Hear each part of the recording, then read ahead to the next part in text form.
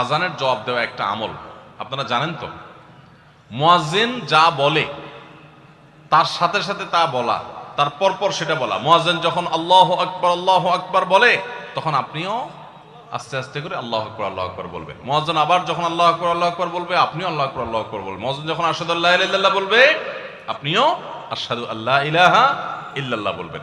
মুয়াজ্জিন যখন আশহাদু আন্না মুহাম্মাদুর রাসূলুল্লাহ বলবে, আপনি কি বলবেন?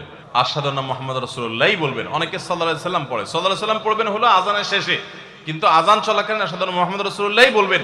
সহিহ মুসলিমের আজানের জবাব দেওয়ার অধ্যায়ে পরিষ্কারভাবে নবী সাল্লাল্লাহু আলাইহি ওয়াসাল্লাম শিক্ষা দিয়েছেন। ইমাম মুয়াজ্জিন যখন বলবে, ইযা ক্বালা আশহাদু আন্না মুহাম্মাদুর রাসূলুল্লাহ ফাকুলু আশহাদু আন্না মুহাম্মাদুর রাসূলুল্লাহ, তখন আমরা আশহাদু আন্না মুহাম্মাদুর রাসূলুল্লাহ বলবো। এরপর হাইয়া আলাস সালাহ হাইয়া আল ফালাহ যখন বলবে, তখন লা হাওলা ওয়ালা কুওয়াতা ইল্লা বিল্লাহ বলবো। এরপর আল্লাহু আকবার বললে তাই বলবো, লা ইলাহা ইল্লাল্লাহ বলার সময় তাই বলবো। তারপরে আজানের জবাব দেবো, দুরূদ পড়বো, দোয়া পড়বো।